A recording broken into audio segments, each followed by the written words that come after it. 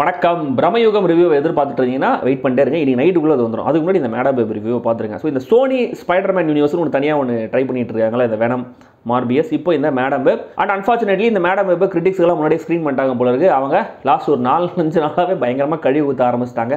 மோசமான படம், கேவலமான படம், மொக்கையான இப்படிலாம் பயங்கரமாக சொல்லிட்டு இருந்தாங்களா. ஸோ இது அட்லீஸ்ட் நம்ம வந்து உள்ள கண்டென்ட் படிக்கலாம்னாலும் டைட்டிலே வந்து பயங்கரமாக பேட்ச் பண்ண ஆரம்பிச்சிட்டாங்க எல்லாரும். ஸோ டைட்டிலே வித்தியாசமாக எப்படிலாம் கழுவி ஊற்றுறதுன்றதை நம்ம அங்கே பார்த்தா கற்றுக்கலாம்னு நினைக்கிறேன். ஸோ இந்த படம் அவ்வளோ தூரம் மொக்கையாக இருக்கா இல்லையா அப்படிங்கிற தெரிஞ்சுக்கிறதுக்கே ஒரு கியூரியாசிட்டி வந்துச்சு.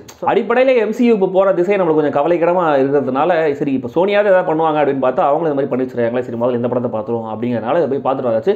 நிஜமாவே இந்த படம் அவ்வளவு கேவலமாக இருக்கா இல்லை கொஞ்சம் பரவாயில்லையா அப்படிங்கிறத தெரிஞ்சுக்கிறதுக்கு முன்னாடி சப்ஸ்கிரைப் பண்ணாதவங்க சப்ஸ்கிரைப் பண்ணுங்கள், வீடியோ கீழே கமெண்ட் பண்ணுங்கள், லைக் பண்ணுங்கள், வீடியோவை ஷேர் பண்ணுங்கள்.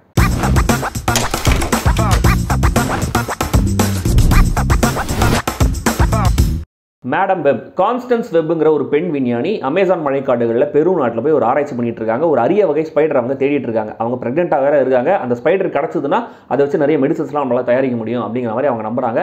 அவங்களுக்கு ஹெல்ப் பண்ணுறதுக்குன்னு எசைக்கிள் சிம்ஸ் அப்படின்ற ஒருத்தர் இருக்காரு. இவங்க அந்த அரிய வகை ஸ்பைடரை கண்டுபிடிச்சதுக்கப்புறம் இந்த சிம்ஸ் அவங்கள ஷூட் பண்ணிட்டு அந்த ஸ்பைடரை திருடிட்டு போயிடுறாரு.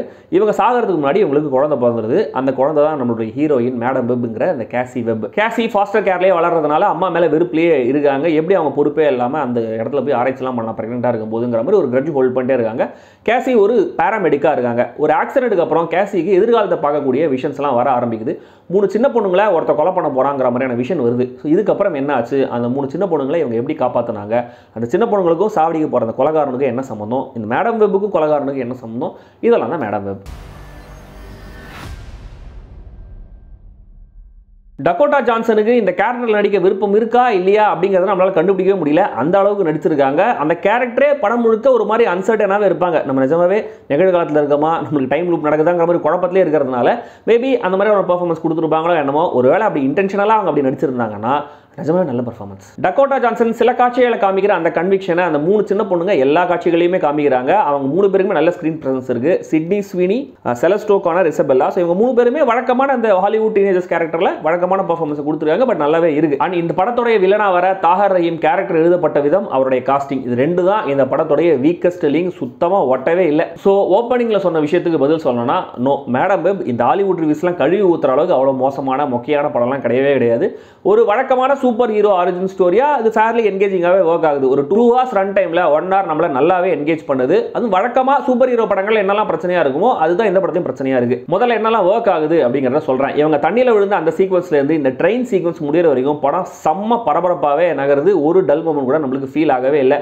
நம்ம நிறைய டைம் லூப் படங்கள்லாம் பார்த்து பழக்கப்பட்டதுனால திரும்ப இந்த விஷுவல்ஸ் டைம் லூப் மாதிரி வரும்போது அது நம்மளுக்கு பெருசாக குழப்பமாகவும் இல்லை, ஆக்சுவலாக இன்ட்ரெஸ்டிங்காகவே இருக்கு. இன்ஃபேக்ட் இந்த திரும்ப வர ஈவெண்ட்ஸில் சின்ன சேஞ்சஸ் அங்கங்கே பண்ணிட்டே இருக்காங்க. ஒவ்வொருத்தரையும் ஒரே செட் ஆஃப் ஈவெண்ட்ஸ் நடக்காது, ஒரே மாதிரியான விஷயங்கள் நடந்தாலும் அதில் சின்னதாக சேஞ்சஸ் பண்ணி டீடைலிங் கொடுத்துருக்காங்க. அது நல்ல தாட். கிராஃபிக்ஸ் கொஞ்சம் பேட்சியாக தெரிஞ்சாலும் இந்த கார் ஆம்புலன்ஸ் சேஸ் சீக்வன்ஸ் ஒன்று இருக்கு, அது நல்லா இருந்தது. அண்ட் இவங்களுக்கு வர விஷயன்ஸ்ல எல்லா சீக்வன்ஸஸுமே கிராஃபிக்ஸ் நல்லா இருந்தது.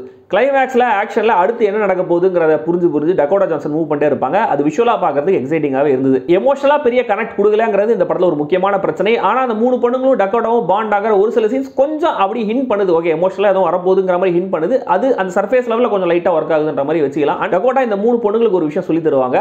கண்டிப்பா இதுக்கான கால் பேக் நம்மளுக்கு கிளைமேக்ஸ்ல இருக்கும்ன்றது தெரிஞ்சாலுமே கூட அந்த கால் பேக் வரும்போது வேற மாதிரி வருது. அது நல்லா இருந்தது. தென் ஒர்க் ஆகாத விஷயங்களை பத்தி பேசணும்னா அஃப்கோர்ஸ் ரொம்ப மோசமான மொக்கையான வீக்கான ஒரு வில்லன். அண்ட் எல்லாத்தையும் டயலாக்ஸ்லேயே சொல்லி நம்ம எக்ஸ்போஸ் பண்ணிட்டே இருக்காங்க, விளக்கிட்டே இருக்காங்க. ஏன் இப்படி பண்ணுறாங்கன்னு தெரியவே இல்லை. அண்ட் ஸ்பைடர்மேன் யூனிவர்ஸுக்கு அந்த கனெக்ட்டுங்கிறத யூஸ் பண்ணியிருக்கலாம். அந்த பொட்டன்ஷியல் இருந்துமே கூட அது 1-2 இடங்களில் சும்மா குறியீடு மாதிரி யூஸ் பண்ணிட்டு இது ஒரு ஸ்டாண்ட் அலோன் படம் மாதிரியே ஃபீல் பண்ண வச்சதும் இந்த படத்தோடைய பிரச்சனை. ஹீரோயின் பெருவில் இருக்கிற ஃபாரஸ்ட்டுக்கு போவாங்க. அங்கே குகை உள்ள ஒரு பெரிய கூட்டம் மாதிரி இருக்கும், அதில் விழுந்துருவாங்க. அங்கே கிராஃபிக்ஸ் ரொம்ப சுமாராக இருந்தது. அண்ட் இந்த படத்தில் வில்லன் கேரக்டரோட டப்பிங் என்ன பண்ணாங்கன்னு தெரியல. ஆக்சுவலாக ஒரு மெயின் ஸ்ட்ரீம் ஹாலிவுட் படத்தில், அதுவும் ஒரு சூப்பர் ஹீரோ ஹை பட்ஜெட் படத்தில் ப்ராமினென்ட்டான ஒரு வில்லன் கேரக்டருக்கு இவ்வளவு மோசமாக டப்பிங் சிங்கே ஆகாதது இப்போ தான் நான் முதல் தடவையாக பார்க்குறேன். சில இடங்களில் அவர் லிப்பே காமிக்கல. ஸோ வேற ஏதோ ரியாக்ஷன் ஷாட் போட்டு அவருடைய வாய்ஸ் அப்படி த்ரோ பண்ணுறாங்க. சில இடங்களில் வாய்ஸ் மாடுலேஷனும் செட் ஆகலை, சில இடத்துல லிப்சிங்கும் செட் ஆகலை. ஏன் அப்படி? அண்ட் டுவர்ட்ஸ் த எண்ட் அந்த ஆக்ஷன் சீக்வன்ஸ் எக்ஸைட்டிங்காக இருந்தாலுமே கூட அது விஷனா இல்லை நிஜமாக நடக்குதாங்கிற ஒரு சின்ன குழப்பம் அங்கங்கே நம்மளுக்கு வருது. அந்த சீக்வன்ஸ் முடியும் போது தான் எது நிஜம் எது விஷன் அப்படிங்கிறது நம்மளுக்கு புரியுது. அண்ட் கடைசியில் சார்ல்ஸ் எக்ஸ் சேவியருக்கும் சைக்ளாப்ஸுக்கும் கிராஸ் ஓவர் மாதிரி ஒரு விஷயத்தை பண்ணி வச்சிருக்காங்க மேடம் வெப் கெட்டப்பில். நீங்களே பாருங்க. மொத்தத்தில் மொத்தத்தில் இந்த மேடம் வெப் ஒரு ஃபேர்லி என்டர்டைனிங்கான சூப்பர் ஹீரோ ஆரிஜின் திரைப்படம். சோனியோட ஸ்பைடர்மேன் யூனிவர்ஸில் அவங்க ரிலீஸ் பண்ண வெனம் அளவுக்கு இல்லைனாலும் இதுக்கு முன்னாடி ரிலீஸ் பண்ண மார்பியஸோடலாம் கம்பேர் பண்ணும்போது இந்த மேடம் வெப் ஒரு காவியம்னே சொல்லலாம். இந்த காவியம் இப்போதைக்கு தியேட்டரில் மட்டும்தான் ரிலீஸ் ஆயிருக்கு. தமிழ் இங்கிலீஷ் 2 லாங்குவேஜும் ரிலீஸ் ஆயிருக்கு. 2D வெர்ஷன் மட்டும்தான் ரிலீஸ் ஆயிருக்கு. நான் பார்த்தது இங்கிலீஷ் 2D வெர்ஷன், அதுக்கு சப்டைட்டில்ஸும் இருந்துச்சு. யாராவது IMAX 2Dயில் பார்த்துருந்தீங்கன்னா அது எப்படி இருந்ததுன்னு கமெண்ட்டில் சொல்லுங்கள்.